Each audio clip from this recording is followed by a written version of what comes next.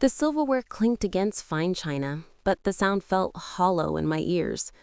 My mother's Sunday roast sat before me, a perfect, steaming tribute to tradition. Around the table, my family glowed in the warm light.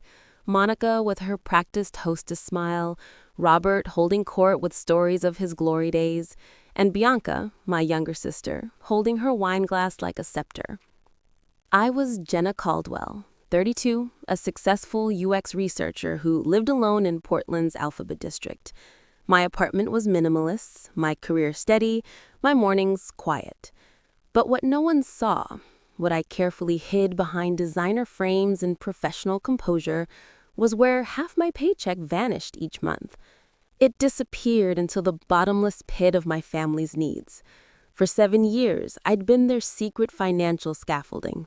When Monica's heart surgery forced early retirement, I covered the premiums her insurance wouldn't. When Robert's consulting business dried up, I made the mortgage payments.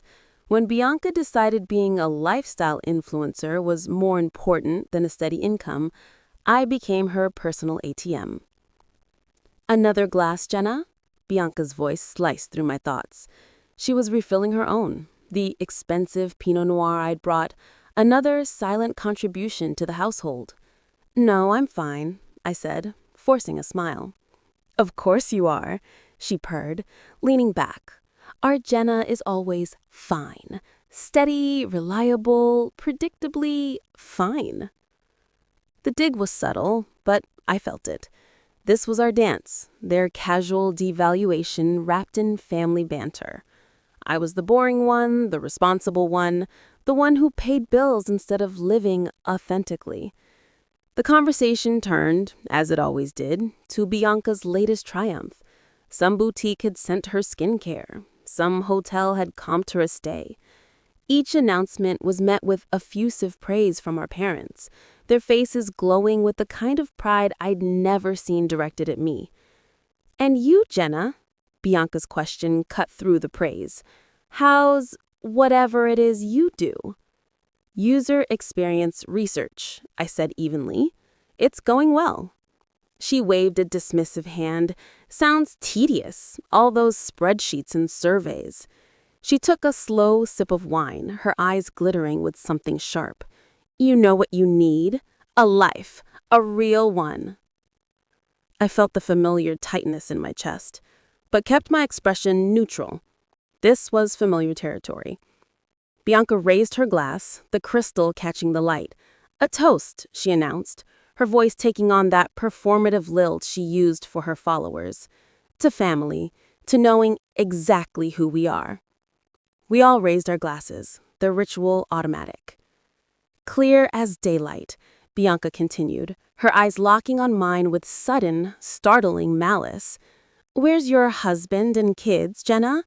She paused, letting the question hang. "Oh, right, you don't have any." The laughter that followed wasn't loud, but it cut deeper than any shout. It was a soft, complicit chuckle from my parents, an agreement. My mother covered her mouth, but her shoulders shook. My father shook his head, still smiling.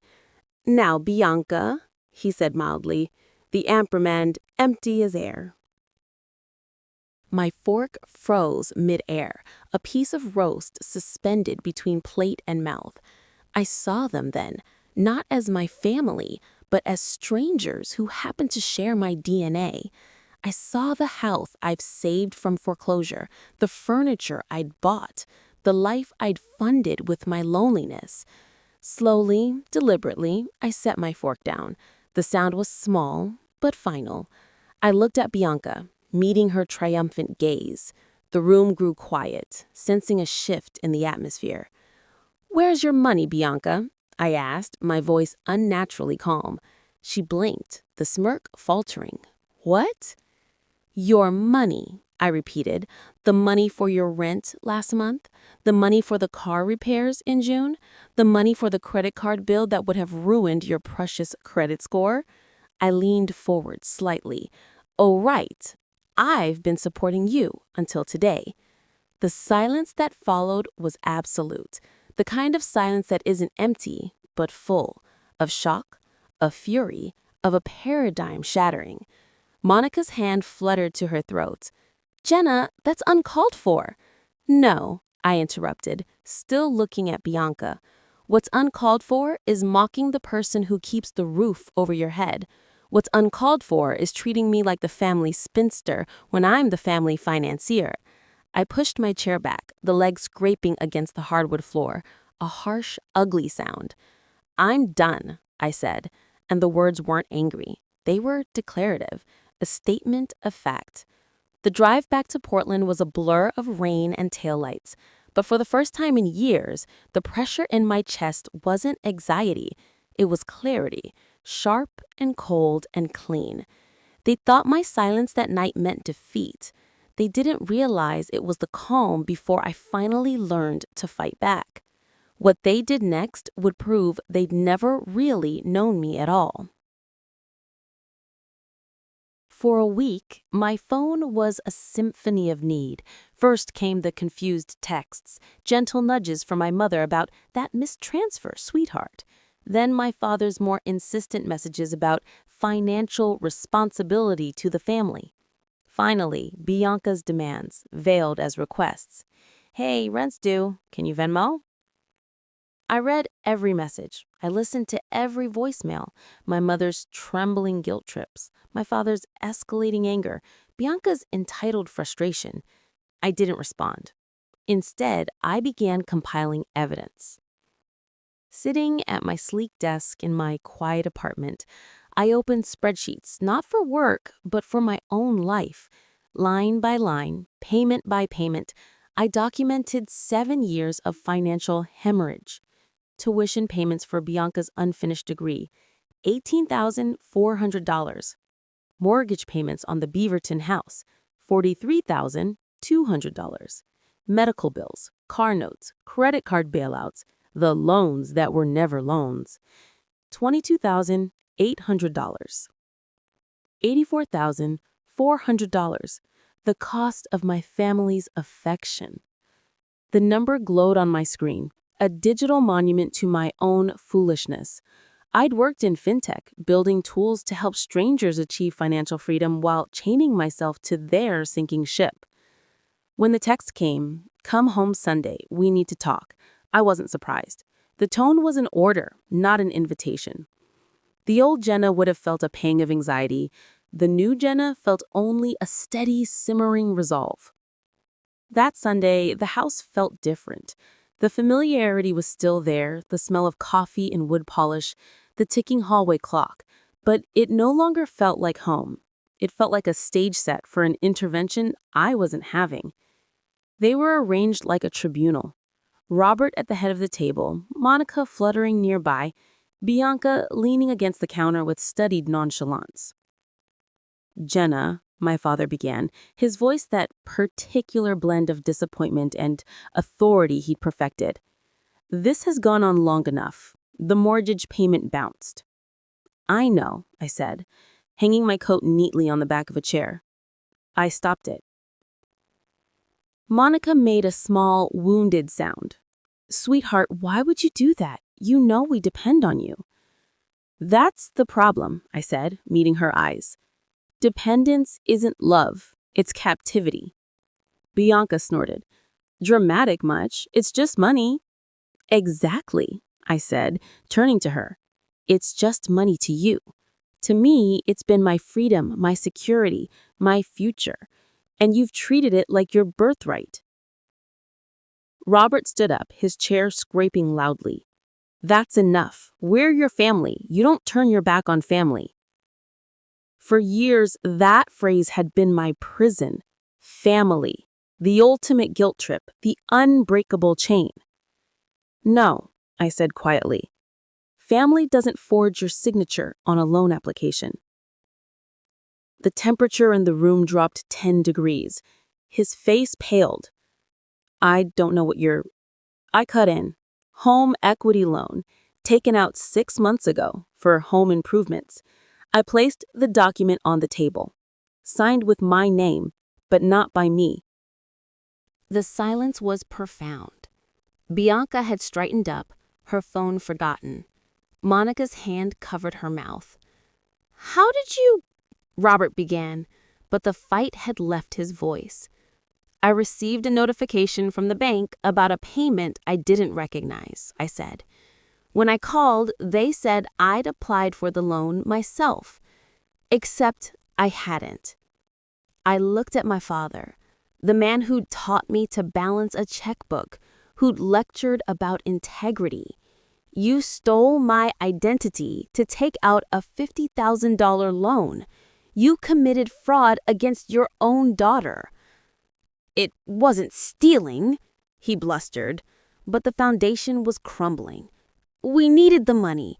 The foundation repairs, your mother's medical... Stop. The word came out sharper than I intended. Just stop. For 7 years, I've given you everything, and it wasn't enough. You needed to steal from me, too. Bianca found her voice first. You're going to report your own father to the police? I've already spoken to a lawyer, I said, my voice surprisingly steady.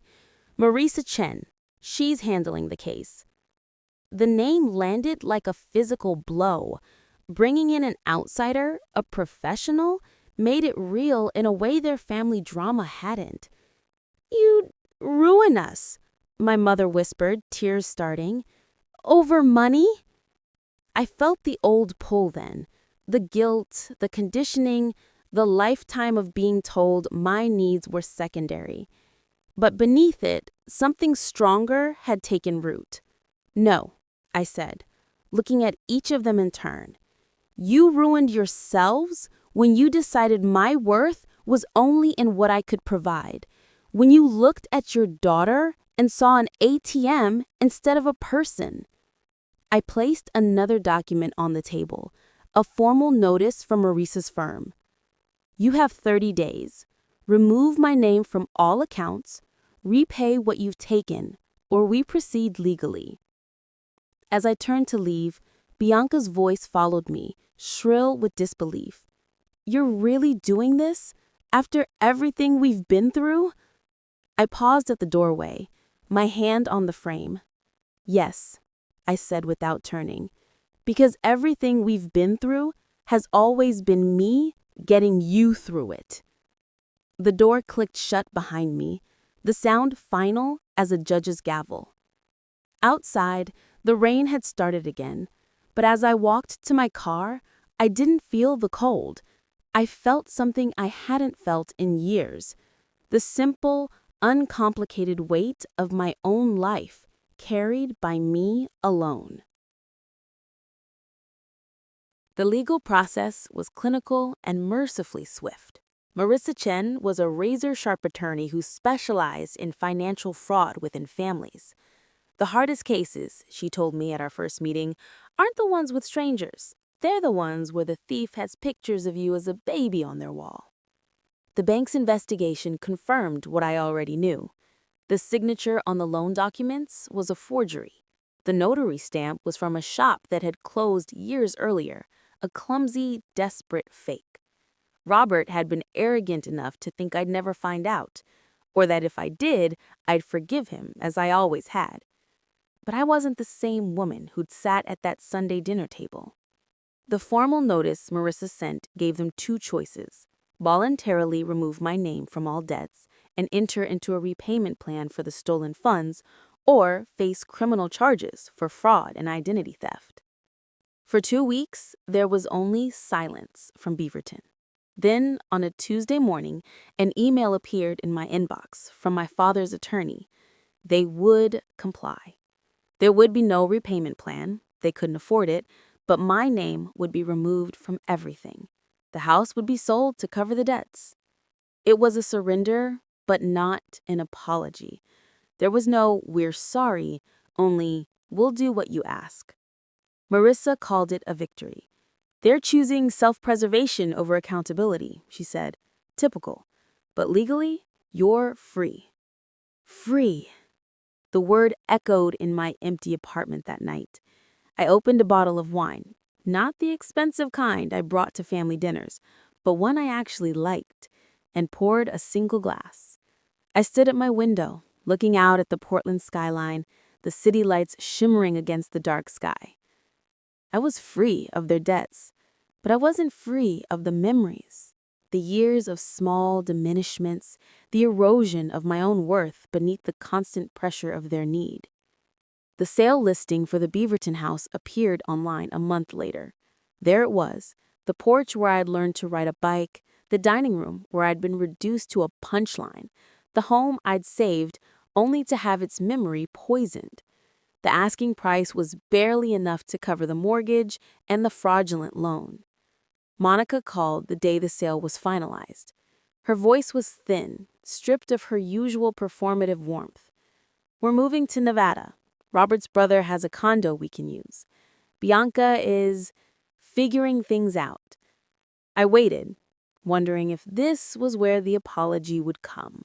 The acknowledgement, the "we were wrong" that might begin some kind of healing. Instead, she said, "I hope you're happy now, with your quiet life and your clean conscience." The old hurt flared, but it was weaker now, a ghost of a feeling. "I'm learning to be," I said honestly.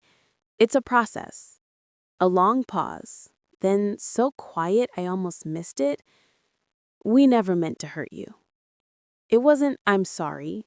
It wasn't "we were wrong," but it was perhaps the closest to accountability they were capable of.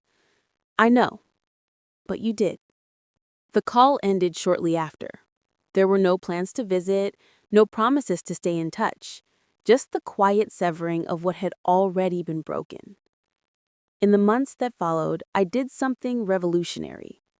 I lived for myself. I took the promotion I'd been offered but hadn't accepted because what if the family needs me? I enrolled in a pottery class, something messy and creative that served no purpose beyond joy. I traveled alone to places I'd always wanted to see, paying for it with money that was entirely mine. The silence from my family was no longer a weapon they wielded. It was peace. It was space to breathe, to grow, to become someone who wasn't defined by what she could provide for others. One rainy Portland afternoon, I found myself scrolling through old photos on my phone. Pictures of Christmases, birthdays, vacations. In every one, I was either on the edge of the frame or taking the picture. The chronicler, not the subject. The supporter, not the supported. I didn't delete them. They were my history, even the painful parts. But I did something more important. I started taking new pictures of my pottery, lopsided and proud, of the view from my hiking trails, of my own face, smiling without an audience. I was building a life, not a ledger. A year to the day after that fateful dinner, I received a package with the Nevada return address. No note, just a small box. Inside was my grandmother's jade bracelet, the only thing of value I'd ever wanted from my family's possessions. I held the cool jade in my hand, remembering how Monica had always promised it to Bianca. "It'll complement her complexion perfectly," she'd say, while I stood nearby, the daughter with the wrong coloring for heirlooms. I didn't wear the bracelet. I put it in a drawer, a relic from a past life. The gesture, if it was meant as a reconciliation, was too little, too late. But it was something. An acknowledgement, perhaps, that I was worthy of something beautiful too. My life now is different in ways both large and small. My savings account grows each month.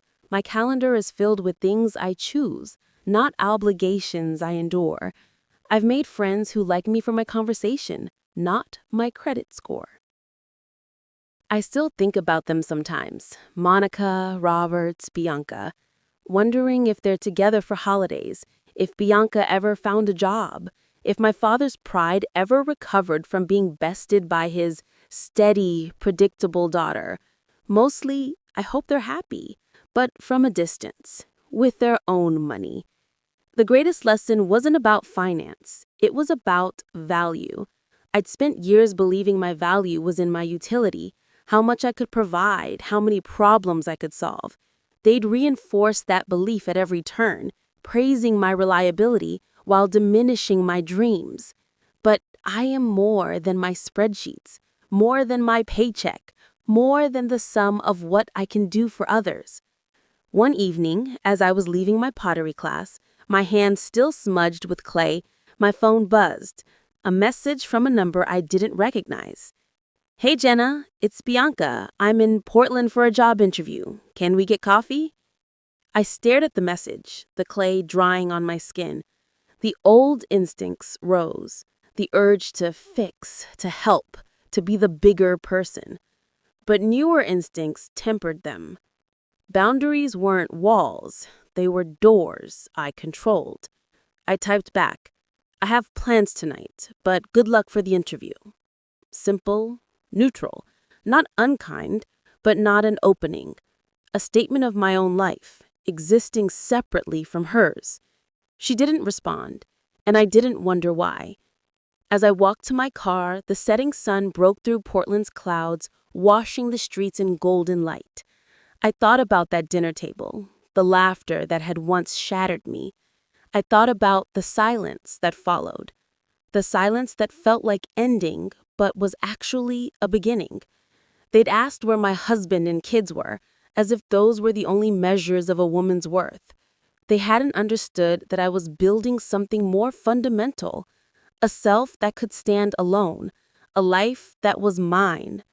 The family I tried to buy love from was gone, but in its place, I'd found something more valuable, myself. And for the first time in my life, I fit perfectly in my own skin.